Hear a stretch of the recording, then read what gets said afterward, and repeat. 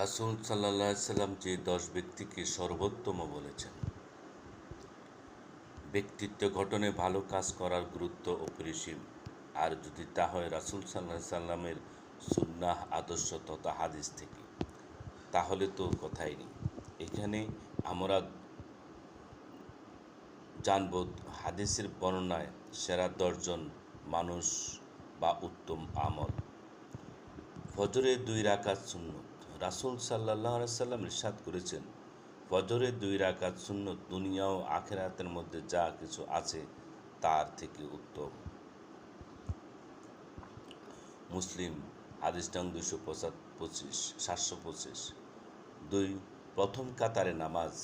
রাসূল সাল্লাল্লাহু আলাইহি সাল্লাম ইরশাদ করেন, পুরুষের কাতারের মধ্যে উত্তম হলো প্রথম কাতার এবং নিকৃষ্ট হলো শেষ কাতার। মুসলিম হাদিস ৪৪০। উল্লেখিত শেষ কাতারের নিকৃষ্ট বলা হয়েছে মূলত ফজিলত বোঝানো হয়েছে, প্রকৃতপক্ষে নিকৃষ্ট নয়। সব কাতারে গুরুত্বপূর্ণ, তবে বিশেষ গুরুত্ব দিতে হবে সামনের কাতারকে। অন্য বর্ণনায় এসেছে রাসূল সাল্লাল্লাহু আলাইহি সাল্লাম ইরশাদ করেছেন, নিশ্চয়ই প্রথম কাতারে আল্লাহর রহমত বর্ষণ করেন এবং তাদের জন্য ফেরেশতারা দোয়া করেন। আবু দাউদ হাদিস ৬৬৪। নামাজে বিনয়ী হওয়া। বিনয়ী শব্দের বিপরীত শব্দ হলো অহংকার। অহংকার থেকে মুক্ত ইবাদত আল্লাহ কবুল করেন। রাসূল সাল্লাল্লাহু আলাইহি সাল্লাম ইরশাদ করেন, তোমাদের মধ্যে সর্বোত্তম ওই ব্যক্তি যে নামাজের মধ্যে নিজের কাঁধ নরম করে রাখে, অর্থাৎ অহংকার মুক্ত থাকে। আবু দাউদ ৬৭২। নামাজের শেষে তাসবিহ পাঠ। প্রত্যেক নামাজের পর ৩ তাসবিহ পাঠের বিশেষ গুরুত্ব। রাসূল সাল্লাল্লাহু আলাইহি সাল্লাম ইরশাদ করেছেন, আমি কি তোমাদের এমন কিছু নেক কাজের আদেশ দেব যার নেক কাজে তোমাদের চেয়ে অগ্রগামী, যারা নেক কাজে তোমাদের চেয়ে অগ্রগামী, তাদের পর্যায়ে পৌঁছতে সহায়ক হবে।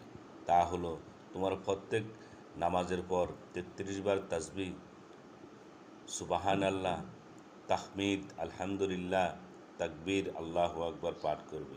বুখারী হাদিস ৮৪৩। কোরআন পাঠ ও পাঠদান।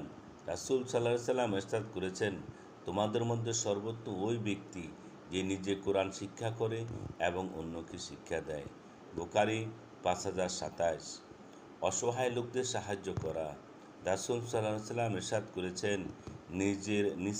নিচের হাত থেকে উপরের হাত উত্তম, কেননা উপরের হাত হলো দানকারী হাত, নিচের হাত হলো গ্রহণকারী হাত। বুখারী হাদিস ১৪২৯। মানুষকে খাদ্য খাওয়ানো ও সালাম দেওয়া। এক ব্যক্তি নবী সাল্লাল্লাহু আলাইহি সাল্লামকে জিজ্ঞাসা করলেন, ইসলামে কোন আমলটি উত্তম? তিনি বললেন, মানুষকে খানা খাওয়ানো এবং পরিচিত অপরিচিত সবাইকে সালাম প্রদান করা। বুখারী হাদিস নম্বর ২৮। ৮ নম্বর হলো সুন্দর চরিত্র। রাসূল সাল্লাল্লাহু আলাইহি সাল্লাম ইরশাদ করেছেন, নিশ্চয় তোমাদের মধ্যে সর্বোত্তম ব্যক্তি সে যার চরিত্র সবচেয়ে সুন্দর। বুখারী হাদিস ৩৫৫৯। বিরোধ মীমাংসার উদ্বেগ। রাসূল সাল্লাল্লাহু আলাইহি সাল্লাম ইরশাদ করেছেন, কোনো মুসলিমের পক্ষে বৈধ নয় তার কোনো ভাইয়ের সঙ্গে ৩ দিনের বেশি সম্পর্ক ছেদ রাখা। যে দুজনের মধ্যে রাসূল সাল্লাল্লাহু আলাইহি ওয়াসাল্লাম ইরশাদ করে, কোনো মুসলিমের পক্ষে বৈধ নয় তার কোনো ভাইয়ের সঙ্গে ৩ দিনের বেশি সম্পর্ক ছেদ করা। যে তাদের দুজনের দেখা সাক্ষাৎ হলো একজন একদিকে আরেকজন অন্যদিকে চেহারা ঘুরে রাখে। তাদের মধ্যে উত্তম চাই ওই ব্যক্তি যে প্রথম সালাম প্রদান করে। বুখারী হাদিস ৬২৩৭। পরিবারের সঙ্গে উত্তম আচরণ। রাসূল সাল্লাল্লাহু আলাইহি ওয়াসাল্লাম ইরশাদ করেছেন, তোমাদের মধ্যে উত্তম ব্যক্তি সে যে তার পরিবারের কাছে উত্তম। তিরমিজি হাদিস ৩৮৯৫। মহান আল্লাহ আমাদের আমল করার তৌফিক দান করুন, আমিন।